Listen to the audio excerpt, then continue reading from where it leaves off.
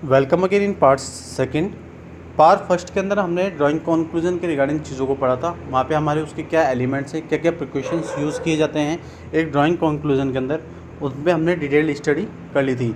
अब ये जो लेक्चर है, लेक्चर 29, वो हमारे suggestions and recommendation to the concern of research report के रिगार्डिंग है। इसके अंदर जो हमारा पहला टॉपिक है वो है effective recommendation and suggestion. Recommendation like objective should be smart, specific, measurable, achievable, result oriented and time bound. जो रिकमेंडेशन होती है वो हमारे ऑब्जेक्टिव के तरह होती है, उसके अंदर भी हम स्मार्ट तरीके की चीज़ों को यूज़ करते हैं। स्मार्ट का यहाँ मीनिंग हमने क्या बता रखा है, S means specific, M means measurable, A means achievable, R means result oriented and T means time bound. अब इन स्मार्ट जो हमने एक टूल बना रखा है रिकमेंडेशन के रिगार्डिंग और सजेशन के रिगार्डिंग, उनको हम एक एक करके पॉइंट को कवर करेंगे। स्पेसिफिक जो फर्स्ट पॉइंट है हमारा वो ये है कि you should state the method for implementing your recommendation, कि आप किस तरीके के मेथड यूज़ करते हैं जब आप किसी रिकमेंडेशन के अंदर उन चीज़ों को इम्प्लीमेंट करते हैं। एग्जांपल्स हम ले लेते हैं इसके दो तरीके के, उसके अंदर हम दो तरीके के एग्जांपल्स रिकमेंड करते हैं, एक bad examples and another one is good example. Bad examples में हम देखें तो वो वी शुड इंक्रीज सेल्स, क्या हम सेल्स को इंक्रीज कर सकते हैं। We should take appropriate measure to increase staff satisfaction so as to increase morale. इसका मतलब ये हुआ कि हम एक अप्रोप्रिएट मेजर से स्टाफ सेटिस्फेक्शन को इंक्रीज़ कर सकते हैं, जो कि हमारे ऑर्गेनाइजेशन के मोरल को भी इंक्रीज़ करता है। और इसी चीज़ को लेकर हम गुड एग्जांपल के रूप में देखें तो we should increase sales through a marketing campaign. Means कि हम अगर सेल्स बढ़ाना चाहते हैं तो हमें मार्केटिंग की उसमें क्या चाहिए, हेल्प चाहिए। We should improve staff morale by setting up a suggestion scheme then rewarding and implementing good suggestion. अगर हमें स्टाफ के सेटिस्फेक्शन को इंक्रीज़ करना है तो हमें उनके मोरल के अंदर भी चीज़ों को इम्प्रूव करना पड़ेगा। उसके लिए हमें एक स्कीम, सजेशन स्कीम का सेटअप करना पड़ेगा, जो कि उस पर्टिकुलर गुड सजेशन के रिगार्डिंग रिवार्डिंग और इम्प्लीमेंटेशन होगी। अब सेकंड है हमारा measurable. Although some things in business are difficult to measure such as reputation, goodwill, knowledge and quality. Your recommendation will be more persuasive if they are measurable.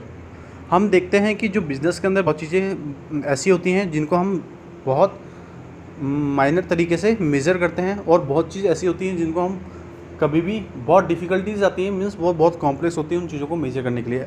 जैसे कि किसी business की reputation, उसकी goodwill, उसकी knowledge और उसकी quality. अगर इन सभी चीज़ों को हम एक रिकमेंडेशन के थ्रू परसिस्टिव करेंगे तो हम उसको मेजरेबल कर सकते हैं। इसको भी हम एक बैड एग्जांपल और गुड एग्जांपल से समझते हैं। वी शुड इंक्रीज सेल्स, क्या हम सेल्स को इंक्रीज़ कर सकते हैं। We should take appropriate measure to increase staff satisfaction so as to increase morale, कि हम एक जो स्टाफ सेटिस्फेक्शन को उसको भी इंक्रीज़ कर सकते हैं एक अप्रोप्रिएट मेजर के थ्रू, जो कि उनके मॉरल्स के अंदर भी इंक्रीज़ लाएगा। अगर इसको ही हम अपन गुड एग्जांपल के थ्रू समझना चाहते हैं, जो कि हमारे किससे रिलेटेड है, हमारे मेजरेबल से रिलेटेड है, तो इसको हम इस तरीके से बता सकते हैं कि we should increase sales by spending 10% more on advertising. According to our experience with our recent advertising companies, they will generate an extra 15% in sales। अगर हम किसी भी सेल्स को इंक्रीज़ करना चाहते हैं तो उसके अंदर हमें एडवर्टाइजिंग के अंदर 10% कॉस्ट को स्पेंड करना होगा। इसके अकॉर्डिंग हमारा ये एक्सपीरियंस बोलता है कि अगर हमें एडवर्टाइजिंग कंपेरिजन को यूज़ करेंगे तो उससे हमारी सेल्स के अंदर 50% ज़्यादा चीज़ों को हम सेल कर पाएंगे। We should improve staff morale by increasing the pay increment for each additional year of service. This would discourage staff from leaving. Although the would cost more, we would save money overall by doing less recruitment and training for new staff. अगर हमें staff moral को increase करना है तो हमें additional year के अंदर उनकी सर्विस के रिगार्डिंग हमें हर साल उनकी पे में इंक्रीमेंट करना होगा। साथ साथ अगर हमें, और इसके साथ साथ हम उनकी जो रिगार्डिंग जो लीव्स हैं, मतलब स्टाफ की जो लीव्स होती हैं जो उस पर्टिकुलर सर्विस के अंदर वो लेते हैं, उसको भी हम डिस्करेज कर सकते हैं। साथ साथ हम अपनी जो स्टाफ कॉस्ट है उसके अंदर भी इंक्रीज़ कर सकते हैं ओवरऑल उसकी रिगार्डिंग, जो वो उसका आउटकम अपनी प्रोडक्टिविटी उस पर्टिकुलर बिजनेस के अंदर देता है। साथ साथ हम अपनी कंपनी के अंदर, अपने बिजनेस के अंदर बहुत कम लेस रिक्रूटमेंट भी कर सकते हैं, और साथ साथ जो हमारे न्यू स्टाफ है उनकी ट्रेनिंग में भी जो हमारी कॉस्ट लगती है उसको भी हम टाइम टू टाइम कम कर सकते हैं। इसके बाद जो हमारा नेक्स्ट लेक्चर है वही इसके आगे हम कंटिन्यू कर रहे हैं, जो कि हमारा थर्ड पार्ट है, अचीवेबल।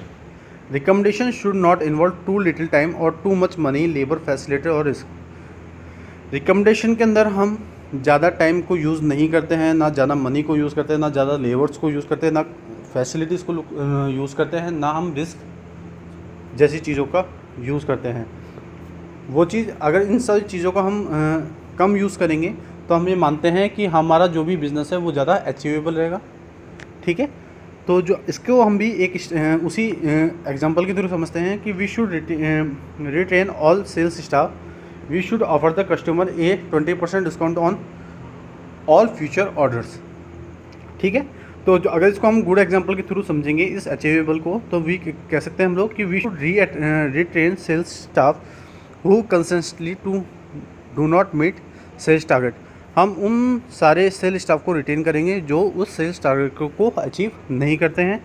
साथ साथ जो सेकंड क्वेश्चन था कि जो कस्टमर हैं उनको हम फ्यूचर ऑर्डर में 20% का डिस्काउंट देंगे, तो अगर उसको अचीवेबल करना है हमें, तो हम किस तरीके का गुड एग्जांपल दे सकते हैं कि we should offer the customer a single use voucher. हम कस्टमर को सिंगल वाउचर यूज़ करने के लिए ऑफ़र करेंगे, जिसके अंदर जो फॉल्टी गुड्स हैं उनके अंदर 5% का उनको क्या मिलेगा, डिस्काउंट मिलेगा। इसके बाद जो हमारा नेक्स्ट पॉइंट है वह है result oriented. The recommendation should provide good result for stakeholders. जो रिकमेंडेशन होती है वो स्टेक होल्डर्स को गुड रिजल्ट प्रोवाइड करता है। इसको हम एग्जांपल्स के थ्रू समझते हैं। वही हमारे दो एग्जांपल्स रहेंगे, bad example and good example. We should fire the sales person, this should not solve the underlying problems of allowing untrained staff to serve customers. कि हमें जो सेल्स पर्सन है उनको फायर कर देना चाहिए, क्योंकि वो अनट्रेंड स्टाफ उन प्रॉब्लम्स का सॉल्यूशन नहीं ढूंढ पा रहे हैं जो कस्टमर से डे बाय डे या उनसे मिलते हैं। अगर इसी को हम गुड एग्जांपल के थ्रू समझते हैं, तो we should set up the procedure to that new sales persons are not allowed to serve customers until they have finished their training, and new salesperson should always be accompanied by an experienced salesperson for this month of their services। कि हमें इस तरीके का procedure अपने business के अंदर use करना पड़ेगा कि जो नए सेल पर्सन हैं उनको कस्टमर से मिलने ज़्यादा नहीं दिया जाएगा, और उनको मिलने कब दिया जाएगा, जब वो अपनी उस पर्टिकुलर फील्ड के अंदर ट्रेनिंग पूरी कर लेंगे।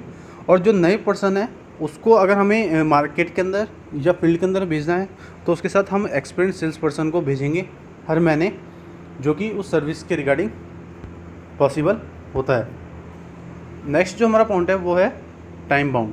The recommendation should set realistic deadlines for completion of suggestion.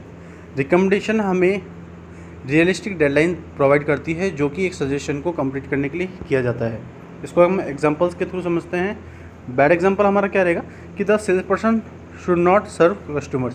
कि जो सेल्स पर्सन है वो कस्टमर्स को सर्व नहीं कर पाते, मतलब उनको अट्रैक्ट नहीं कर पाते अपने बिजनेस की तरफ। तो गुड एग्जांपल हमारा क्या होगा कि sales person should not serve customer until they have finished their training.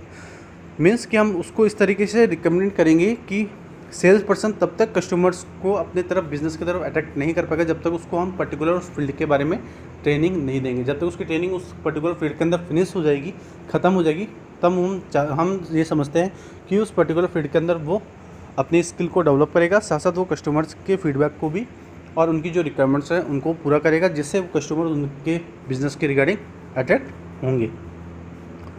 इसके बाद जो हमारा नेक्स्ट टॉपिक है वो है purpose of suggestion and recommendation. क्या पर्पज़ होता है हमारे सजेशन और रिकमेंडेशन का? तो उसमें जो पहला पॉइंट है वो है provide solution for problem. The recommendation section of any report is important because it calls people to action based on the evidence that has been gather and analysed in the report. अगर हम देखें तो जो recommendation होती है हमारे report के अंदर, जो एक सेक्शन पार्ट होता है, मतलब रिपोर्ट के अंदर जो हम रिकमेंडेशन डालते हैं, उसका मेन इंपॉर्टेंट चीज़ ये होती है कि हम लोगों को, जो भी पीपल्स हैं उन लोगों को हम अपने रिसर्च के अंदर इंक्लूड करते हैं, जो कि किसी पर्टिकुलर एविडेंस के रिगार्डिंग चीज़ों को एनालाइज करते हैं, उनको गैदर करते हैं, जो कि हम रिपोर्ट के अंदर देने वाले हैं। सेकंड पॉइंट है हमारा प्रोवाइड चेंज और new idea. Recommendation could be for change improvement and new idea to improve such areas as service productivity और परफॉर्मेंस। रिकमेंडेशन क्यों दी? रिकमेंडेशन का मेन पर्पज़ और क्या है कि रिकमेंडेशन हम इसलिए यूज़ करते हैं कि उससे हम चीज़ों के अंदर चेंजेस ला सकें, इम्प्रूवमेंट ला सकें, नए आइडियाज़ को भी इम्प्रूव कर सकें। किसके अंदर? उस पर्टिकुलर बिजनेस की सर्विस के अंदर, उसकी प्रोडक्टिविटी के अंदर और उसकी परफॉर्मेंस के अंदर। ये आज हमारे टॉपिक का एंड पॉइंट था। आज हमारी जो यूनिट 3 है वो कंप्लीट हो चुकी है। हमारा जो RM का थ्योरेटिकल पार्ट था वो भी कंप्लीट हो चुका है। अब आप लोग इस सारी यूनिट को पढ़ेंगे, समझेंगे, चीज़ों को एनालाइज करेंगे, और अगर कोई भी क्वेरी होती है तीनों यूनिट के अंदर तो आप मुझसे कभी भी फ्री होकर पूछ सकते हैं। आज के लिए इतना ही। Thank you so much and have a nice day.